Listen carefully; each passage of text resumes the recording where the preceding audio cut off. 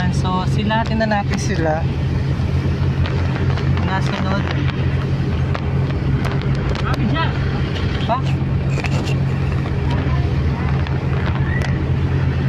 So yan, muli kitang nagabalik. Kita ay namamasyal. Tinatingnan natin. Ayos ah. So, ayan, so nagabalik muli kita at tinatingnan natin. Dito kita dumaan sa barangay. Sa barangay Ay, mga pulis. sa ng Pauno, papunta ng barangay Maligaya. Mga pulis, oh, nagche-checkpoint sila doon. Ayan. Oo, so pakita natin sila kung kumusta po kayo. Oo. So, nakikita natin dito. Interview muna si Sir. Oo, si Sir. Kaya lang wala si Sir Mas. Wala man. Ha? Wala ba katula si Sir Mas? Face mask. Pero Sir, kaya lang alam niyo naman, sabi nga baliktad pag may mask, Okay. baka daw may sakit. Oo, okay. Pwede rin yun, ano? Pag walang mask, Okay. guilty. Okay. Yun naman. So, nag-aikot po kami. So, mapapakikita namin din sa video. Ha? Ay, tingnan mo na Sir. Okay. Punta ko ng mask. Okay. Okay, so ano, yung ating camera. So nandito kami sa bayan ng tingnan natin yung dito kami sa bayan ng Mugpog at nakikita natin talaga ina-implement dito yung eto, ina-check ngayon, ina-tingnan. So okay. So very good. So ito ay sa Mugpog. At striktong ina-implementa dito yung quarantine pass. So dapat meron kang quarantine pass bago ka makadaan sa mga checkpoint. So bago kami makarating dito, nagmula kami sa bayan ng Buwak. Bago kami nakarating dito, siguro mga umabot ng mga 5 na yung nadaanan naming checkpoint.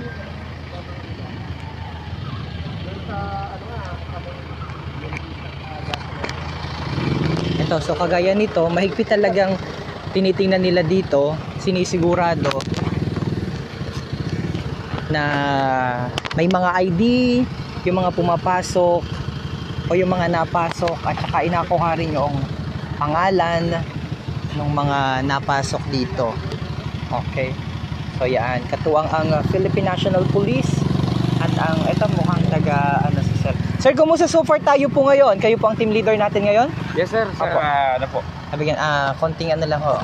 Kumusta sir kayo ngayon? So far, salamat. Unang-una po, salamat po sa inyo at sinasaladuhan po namin kayo sa talaga namang pag-secure na yung community enhanced quarantine dito po sa ating probinsya ay talaga napapatupad. Kumusta po muna kayo? Sa ngayon po ay kami nasa mabuti pang kalagayan at kami po ay sumusunod po sa inaatang sa amin ng aming mahal na punong pangabayan. At isa pa, ang utos po ng ating presidente ay sinusunod po namin, lalong-lalo na po sa mga sumusuway dyan po sa ating quarantine pass. So, sasamantalahin ko na rin po itong pagkakataon na ito sa dahilang sa aming pag-duty po dito, nakakaranas po kami ng maraming problema na kung saan ay marami pong emergency cases na hindi po nakakakuha ng quarantine pass or yung travel pass. So, understood naman po yon, lalo na kung emergency cases po, ay hindi na namin sila nire-require. Kaya lang po, sa pagbalik naman nila, kailangan po nila mag-secure pa rin just in case, kasi dapat din silang sumunod doon sa protocol po ng quarantine pass po. Yun. Yun po yung mga, yung sinasabi nyo po, yung may mga humanitarian reasons. Humanitarian cases po. Okay, cases. Lalo na po yung mga emergency, yung nakahiga na po sa tricycle. Okay. Talagang pinagbibigyan po namin sila. Tama naman po. Tama. Bahagi naman po talaga yon ng executive order na nilabas ni Governor. So, kumusta naman po, sir, yung anong oras po kayo na duty dito? Nag-start po kami tuwing 7 o'clock in the morning po. Opo. Then hanggang mamaya na po kami dito hanggang 8. Kasi po may mga 10 siya passes sa Balubog. Ayun. Medyo mahigpit po kami po pagdating po sa ganito. Kita natin. Ito yung Ano home po? quarantine pass na inisyu Opo. naman mula sa bayan ng Buwak. Opo. Okay. Yan na rin, sir. Okay. Medyo nagkakaroon po kami ng problema pagdating po sa ini-issue po ng Buwak. Okay. Ang kalapit baya o kalapit barangay ng Mugpog is Maligaya. So ito po ay Balogo. Medyo malayo na po ng konti. Dahil kanina po may sinita rin kami, hindi po dapat dumadayo po dito yung katulad ng ganitong mga barangay sa area namin. Sa dahilan, kaya nga po siya tinawag na home quarantine pass is because para sa within the municipality of Buwak only. Totoo, tama. I-reiterate ko lang po ang malapit lang po na barangay sa bayan po ng Mugpog is Maligaya and Bantad. Specify po yung sitio Bantauyan. Ano po?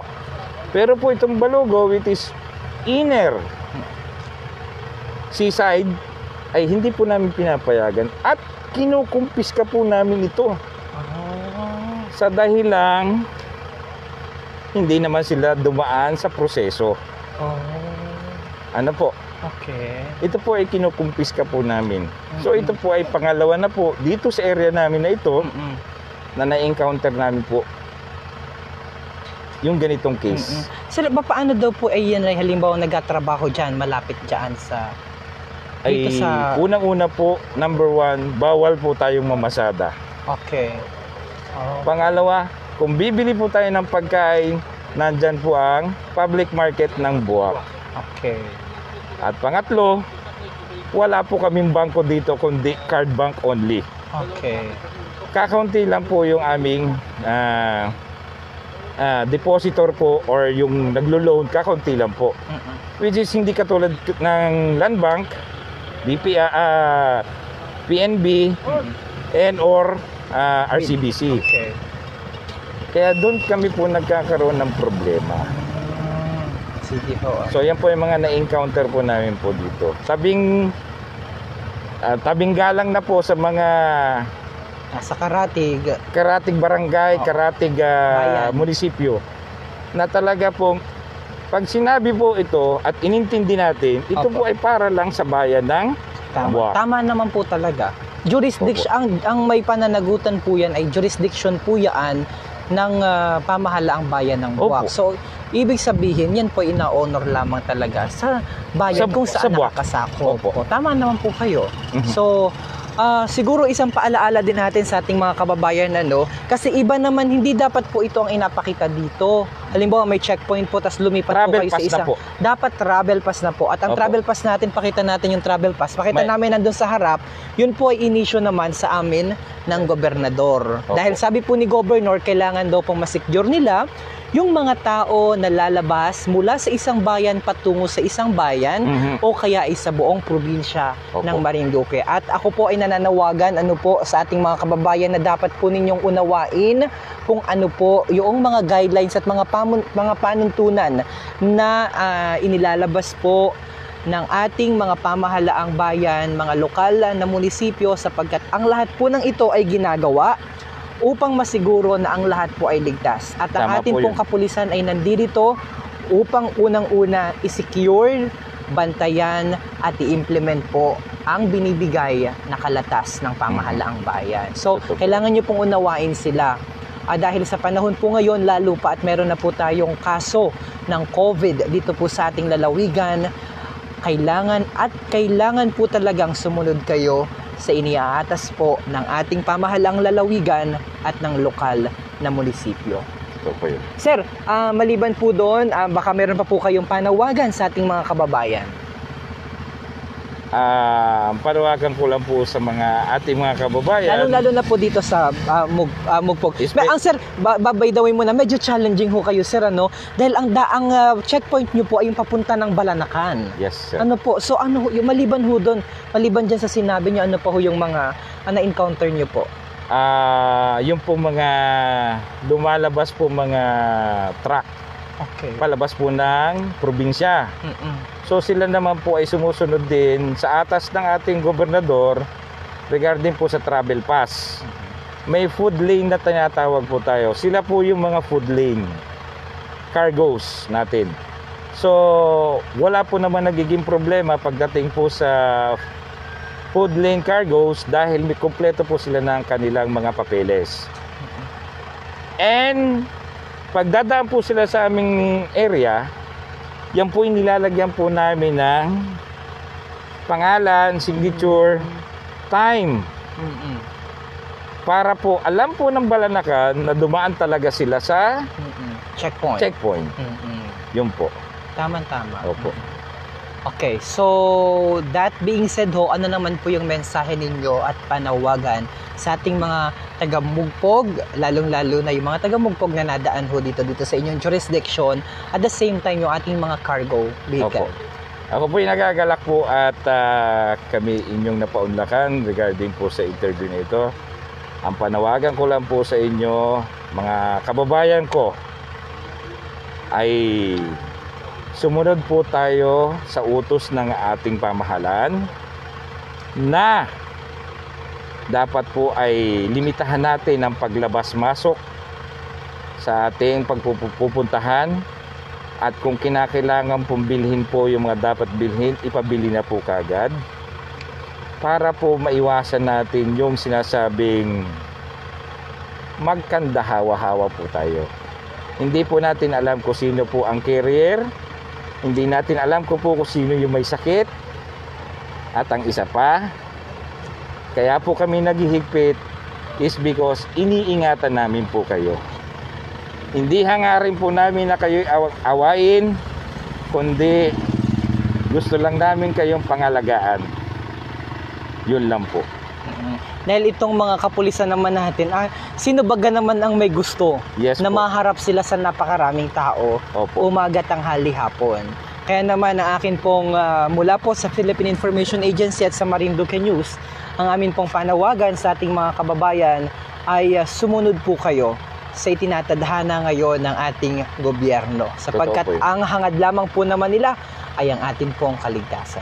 Maraming salamat, sir, at sa pagkakataong ito ay mangyari itong pakisabi na kalimutan ko yung iyong pangalan po, sir, at saka yung inyong pong designation, please. Ako po si Police Chief Master Sergeant Aherico Luis C. Javier. Designated po checkpoint supervisor dito po sa Nangka, Laon area. Nakatalaga po ako sa Mugpog Municipal Police Station po. Okay. At pasalamatan na rin natin, kausap natin kanina si Provincial Director Landicho, at hiningi natin yung sitwasyon ng ating probinsya, at sabi naman niya so far ngayon, dahil ito na yung pang ilang araw na ito ng enhanced community quarantine dito sa ating lalawigan, less na rin, no, yung, at talagang dahil sa may kaso na rin, ayon sa kanya, mas natakot na yung mga tao. Ang minomonitor lamang daw nila ngayon ay yung mga nandun sa mga karatig, yung mga malapit sa Dalampasigan, lalong-lalo na yung may nasa Quezon, sapagkat hindi ko alam kung kahapon or the other day, meron daw silang nakita or nahuli na tumawid. Ito daw ay OFW na not stranded daw dyan sa kabila. Pero siguro pakita mo na ako. Pero ang nangyari ho ay dahil sa paghahangad po niya na makauwi dito, ay nagrenta po ng bangka. So mahigpit po talagang iniimplementa ng atin pong lokal na pamahalaan. Governor Velasco, 10 ng mga nandito po sa ating gobyerno, na huwag na po muna kayong pumunta dito sa Marinduque, dahil alam po naman natin na tayo po ay meron ng kauna-unahang kaso ng COVID, at ang tangi lamang po nilang hangad ay huwag na itong madagdagan. Kaya naman mahigpit po ang ginagawang seguridad at pagpapaalaala ng atin pong mga kapulisan. Kaya naman kung kayo po ay mahuli, may karampatan po yung penalty, at sa ilalim po ng batas, my understanding is correct, ay nasa halaga po ata ng mga 20 to 50,000 pesos ang kailangan nyo pong bayaran. Either or, sabi ni PD kanina, either or makulong ka or Magbabayad ng magbayad ka or parehas po. Ayan. Kaya sabi ko po sa inyo, wag na po kayong mag-atempa o magtangka na kayo po ay bumiyahi papapunta dito. Dahil pagdating nyo naman po dito, ang inyo pong inaris, unang-una yung buhay po ninyo, pangalawa yung buhay po ng mga kapamilya ninyo, at community. Okay, at mula po dito sa bayan ng Mugpog, kasama ko po si Chief dito sa Mugpog, ay kami po ay nagpapasalamat sa inyo ng lubusan sapagkat ginagawa nyo po di hamak. Sobra-sobra ang inyo pong tungkulin. Ang amin pong pagsaludo ng buong buo sa inyo. Sa Maraming po ng salamat mga po. kapulisan dito po sa Opo. ating probinsya. At kasama po si Adrian Rosales ng Marinduque News Network at sa aming videographer na si Dave Bautista at si Santino Latorena. Ito po ang current situation ngayon dito po sa ating lalawigan. Ito po ang ating special coverage ng COVID-19 update. Magbabalik po kami sa mga susunod po namin na mga live streaming. God bless us all and stay healthy, kabayan.